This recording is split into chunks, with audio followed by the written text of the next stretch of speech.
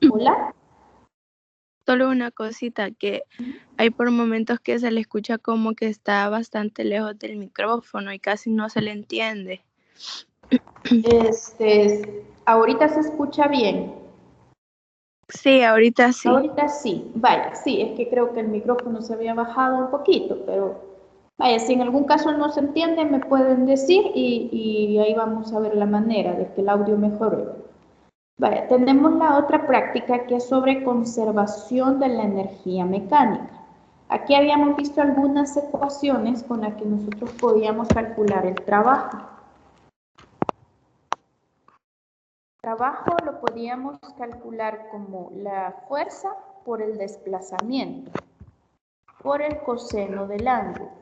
La fuerza y desplazamiento son dos vectores, entonces necesitamos saber el ángulo que se forma entre esos dos vectores. Y de esa forma nosotros encontramos la magnitud que tiene el trabajo. Es decir,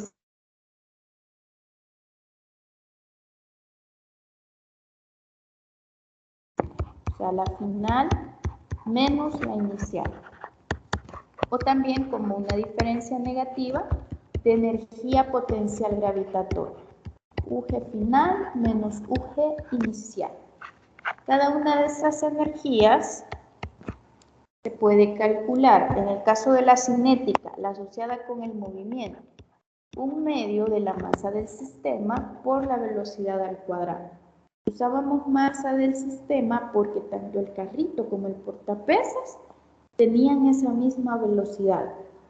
Entonces me afectaba a ambas masas. La UG es masa del portapesas por gravedad por altura. Entonces, en este caso el portapesas era el que estaba a cierta altura y el que estaba variando su altura. Entonces, por eso para la UG usábamos masa del portapesas nada más. Las alturas, recordemos que en la guía nos ponían 0.8 menos X. Esa es una fórmula, pero no general, digamos. Eso aplica nada más en el caso del sistema que teníamos montado en el laboratorio, en donde nosotros tomábamos este 0.8 como la altura máxima de nuestro portapesas. ¿Y por qué era mi altura máxima? Porque cuánto baja el portapesas depende de qué tanto avance el carrito sobre el riel. O sea, si mi carrito avanza 30 centímetros, el portapesas va a bajar 30 centímetros. Y como al final nosotros en el riel trabajábamos con un desplazamiento total del carrito de 80 centímetros, entonces por eso asumíamos como altura máxima del portapesas los 0.8 metros. No era una altura medida respecto al suelo, ¿verdad? Sino que siempre es en base a cuánto me digan que se va a desplazar el carrito sobre el riel. O sea, todo ese desplazamiento es el que yo voy a usar también como una altura máxima para mi portapesas. Vale, y después, ya teniendo las energías, podíamos calcular la mecánica, que en este caso es sumando K más UG, cinética más potencial gravitatoria, ¿verdad? Como no hay resortes, no consideramos la potencial elástica, no tenemos ese tipo de energía en nuestro sistema. Y esa energía mecánica, debido a que nosotros tratamos en lo posible de eliminar la fricción en el sistema, que esas fuerzas de rozamiento no generen pérdidas de energía en forma de calor, entonces esa energía mecánica se nos tendría que mantener constante, ¿verdad? Entonces ahí tenemos esas ecuaciones, que son las que utilizábamos para esta otra guía.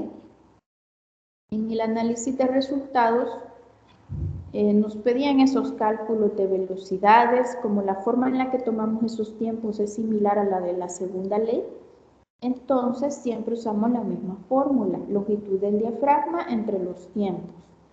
Tenemos ahí cómo calcular UG, cómo calcular la cinética, la mecánica.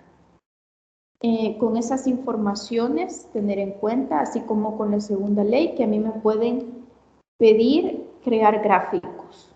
Entonces, acordémonos siempre nuestros gráficos, títulos, nombres de ejes, unidades, las escalas de trabajo y las líneas de tendencia adecuadas, dependiendo de la relación de las variables. Tener en cuenta que me podrían pedir alguna ecuación o que me podrían pedir algún dato que tengo que sacarlo a partir del gráfico, hacer alguna interpolación gráfica. Entonces, aunque aquí la interpolación solo la vimos en la práctica 6, pero pues, se puede dar el caso que también en algún gráfico de la segunda ley me pidan interpolar para encontrar algún dato. Aunque las ecuaciones solo las sacamos en la práctica de la segunda ley, pero aquí también me podrían indicar, sacar alguna ecuación de alguna energía en función del desplazamiento, ¿verdad? Entonces, toda esa parte de regresión lineal, regresión curvilínea, saber interpretar qué significado físico tienen las constantes que yo encuentro y saber interpolar gráficamente, ¿verdad? Porque de esas tendencias de datos, de esas ecuaciones o gráficos que generamos, siempre existe la posibilidad de que nos pidan alguna información o algún dato que se pueda encontrar en esos elementos, ¿verdad? Bueno, entonces esos son los fenómenos físicos que hemos visto y tener en cuenta que siempre se puede aplicar la parte de análisis e interpretación de resultados experimentales, como les digo, o generar gráficos o ecuaciones, o a partir de esos gráficos o ecuaciones obtener datos. ¿Tenemos consultas hasta acá? ¿Alguna duda con la guía de conservación de la energía? ¿O todo bien?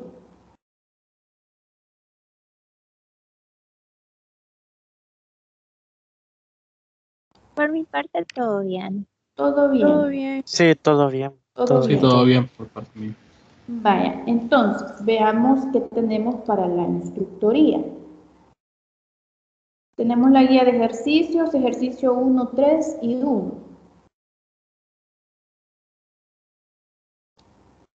Vaya, el 1 me dice con los datos de la siguiente tabla, realizar lo siguiente, un gráfico de fuerza versus aceleración, determinar la ecuación experimental a través de las ecuaciones de regresión lineal, calcular el valor de la masa del sistema en gramos y determinar exclusivamente a partir del gráfico el valor de la fuerza para una aceleración de 2 metros por segundo al cuadrado. Dejar evidencia del procedimiento en el gráfico. Ahí me pide una interpolación, ¿no? El 3 es una relación de aceleración y masa. Me lo pide en papel milimetrado y determinar la ecuación por regresión curvilínea y también el gráfico en logarítmico y la ecuación a partir de ese gráfico. Recordemos que el logarítmico me sirve para encontrar ecuaciones de variables que tienen una relación no lineal. Entonces, se va a usar el logarítmico para obtener esa ecuación. Después en la parte B, el ejercicio 1, similar a lo que ustedes hicieron en la práctica, ¿verdad? Que es un repaso. Me dan la masa del carrito, me dan la masa del portapesas y la longitud del diafragma y me dan los tiempos que se han tomado en el experimento. Hay que sacar esos tiempos promedios y con esos datos llenar esta tabla, ¿verdad? La altura, la velocidad, energía potencial, energía cinética y la energía mecánica y comprobar ese principio de conservación de la energía. Vale, entonces eso es lo que vamos a trabajar. Ustedes ya tienen formado su grupo de trabajo. Entonces ahí ustedes deciden de qué forma se reparten esos 3 ejercicios que se van a entregar.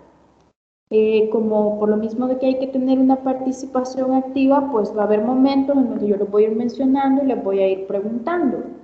Si digamos, tal vez yo les estoy preguntando de qué, de la parte 1, de cuánto quedó la ecuación, pero esa persona, sus compañeros le asignaron lo de la parte, lo del numeral 3, pues me puede decir, no hay ningún problema. Ahí ustedes me pueden ir diciendo cómo es que se han dividido el trabajo y para ir revisando cómo es que llevan ese trabajo, si se está haciendo correctamente, si se tienen dudas, y comparar con los otros compañeros.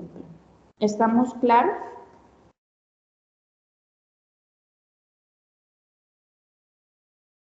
Sí, todo claro. Todo Solo yo claro. quería que me explicara más o menos lo de la interpolación gráfica, porque como yo no estuve en el laboratorio de la semana pasada, no me recuerdo muy bien. ¿Y ya solicitaste el diferido de esa práctica? Sí, ya. ¿No te han dado fecha? No, aún no. Todavía no. Vale. Sí, porque la idea es que se haga antes de que sea el examen. Vaya, con la interpolación gráfica es que a mí me pueden dar una coordenada en el eje X.